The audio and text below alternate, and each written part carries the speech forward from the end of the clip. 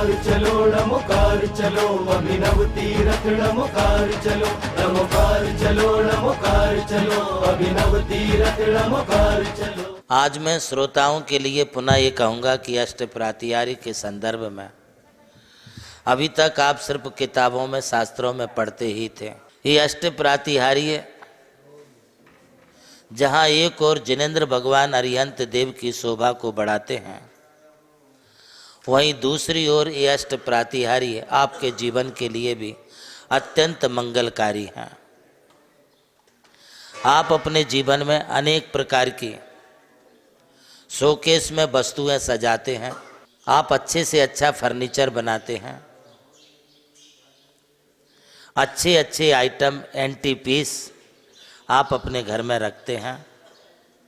इसका ये विचार करना चाहिए कि हमें घर में कौन से रखना है, नहीं रखना है। जो अत्यंत विकराल रूप वाले हैं, असुर हैं, राक्षस हैं, जो कैरेक्टरहीन हैं,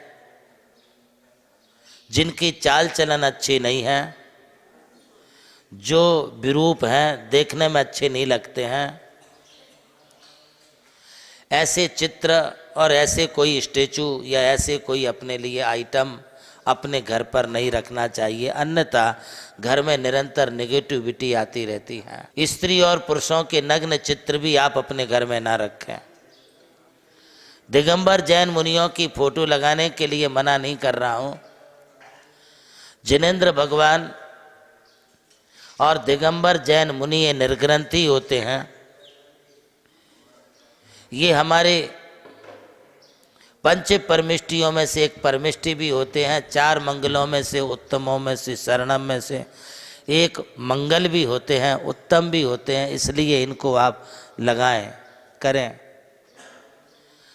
इसका भी प्रभाव अपने घर में पड़ता है। आप जैसे चित्र लगाएंगे वैसे तुम्हारे विचार बनेंगे, क्योंकि उन्हीं को आप देखते हैं। उनको देखने से आपके विचारों में अच्छा और बुरापन आता है।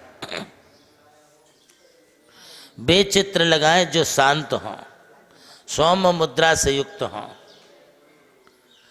ऐसे कोई पशु पक्षियों के चित्र भी ना लगाएं जो मांसाहारी हों। कदाचित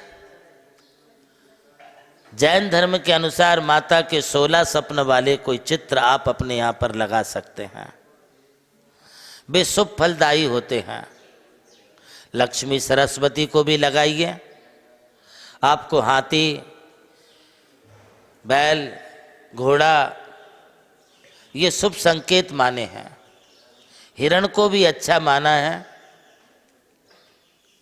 कलश ये भी शुभ माना गया है। स्वस्तिक भी अच्छा होता है। जो अच्छे शुभ सूचक चित्र होते हैं उनको आप घर में रखें।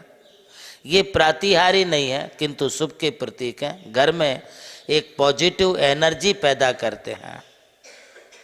किंतु मंदिरों में कोई चित्र लगाने वाली बात, कोई हाथी घोड़ा लगाने वाली बात, ये यहाँ पर नहीं रहती है। मंदिरों में तो भगवान जिनेंद्र देव के जीवन चरित्र के लिए हम उल्लेखित कर सकते हैं। और यदि अच्छी पूरी पॉजिटिव एनर्जी मंदिर में चाहिए है तो फिर अष्ट प्रातिहारी ही ऐसे प्रातिहारी होते हैं जिसे आप मंदिर में रखें तो पूरे मंदिर की ओरा ही बदल जाती है। एक अलग आपके लिए अनुभूति होगी। एक अकेली प्रतिमा रखना अलग बात है और प्रतिमा के साथ में अष्ट प्रातिहारी उक्त प्रतिमा रखना अलग बात है। इसलिए इसको हम विशेष रूप से महत्व देते हैं। अभी तक आप अष्ट प्रातिहारियों की बात जो सुन रहे थे उनमें एक और प्रातिहारी होता है जो भगवान जिनेंद्र देव के लिए उनके पीछे भामंडल के रूप में उसे लगाया जाता है। ये जिनेंद्र भगवान के आत्म प्रकाश का द्योतक है। समोसरण की भूमि जिनेंद्र भगवान के शरीर से उत्पन्न हुई। चारों ओर फैली हुई प्रभा अर्थात भामंडल, ये बहुत ही सुशोभित और शोभायमान एक ऐसा प्रातिहारी है जिसके आगे करोड़ों करोड़ों सूर्य और चंद्रमा की प्रभा भी फीकी पड़ जाती हैं। कर्नाटक के एक कवि हुए हैं रत्नाकर जी, उन्होंने कहा है, परम परम ज्योति कोटि चंद्रादित्य किरण सुज्ञान प्रकाशा,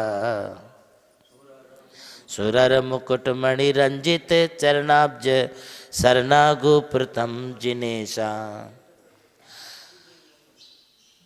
परम परम ज्योति कोटि चंद्रादित्य सुज्ञान प्रकाशा। भगवान जिनेन्द्र देव के समो शरण में रहने वाला जो भावमंडल है वो करोड़ों करोड़ों सूर्य और चंद्रमाओं की कांति को भी फीका कर देता है। आपने कभी इस बात पर विचार नहीं किया? जैसे आप अपने घर में आईना रखते हैं, दर्पण, आरसा, उसमें आप जो है अपना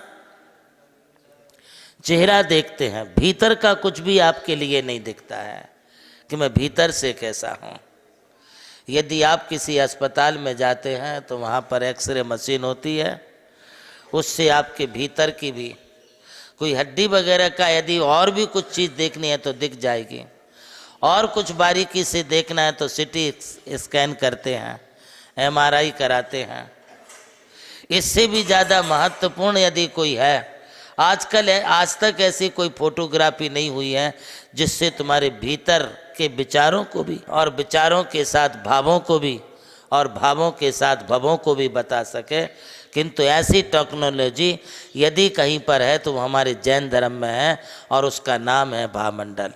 एक विशाल पत्थर आया, बैंगलोर से यहाँ लाया गया। 164 टायरों वाले ट्रेलर पर लंबा और कठिन सफर तय कर आया। उससे तराशी दिव्य प्रतिमा 51 फीट ऊंचा इसका आकार। अरिहंत परमेष्ठी की ये भव्य मूर्ति देखे जो हो जाए निहाल। आचार्य श्री देवनंदी जी महाराज के मार्गदर्शन में ये सपना हुआ साकार, और अब गर्व और कृतज्ञता के साथ हम प्रकट करते हैं इस दिव्य प्रतिमा के दातार, पुणे के सुप्रसिद्ध उद्योगपति माननीय श्री प्रीतम जी पड़सदेवकर, जिनकी श्रद्धा ने पत्थर को परमात्मा बना दिया। उनको हृदय से नमन हमारा।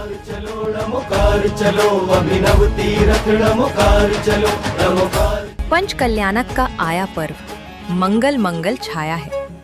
नमोकार तीर्थ के आंगन में देवलोक भी मुस्काया है। सौधर्म इंद्र का पद है ऊंचा, देवों के वे राजा है। भगवान के पावन कल्याणक में तीर्थ देवलोक सा सजाया है।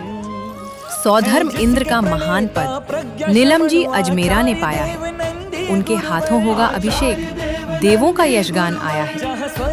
नमोकार तीर्थ के संस्थापक अध्यक्ष, संघपति एवं सुप्रसिद्ध उद्योगपति श्रीमान नीलम जी अजमेरा एवं धर्मपत्नी कीर्ति जी अजमेरा विभूषित करेंगे सौधर्म इंद्र का महान पद।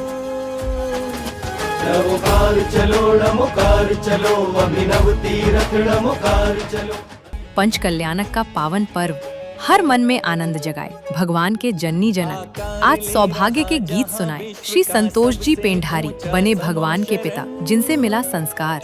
स्मिता जी पेंढारी बनी भगवान की माता, जिनसे मिला करुणा और प्यार। इनकी गोद में पला वह तेज, जिसने जग को दिया उद्धार। हम सब मिलकर करते वंदन, दोनों को शत शत प्रणाम।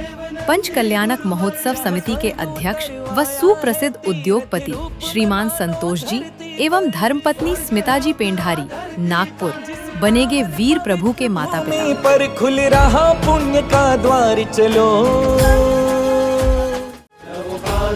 नमोकार चलो अभिनव तीरथ नमोकार चलो, नमोकार चलो अभिनव तीरथ नमोकार चलो।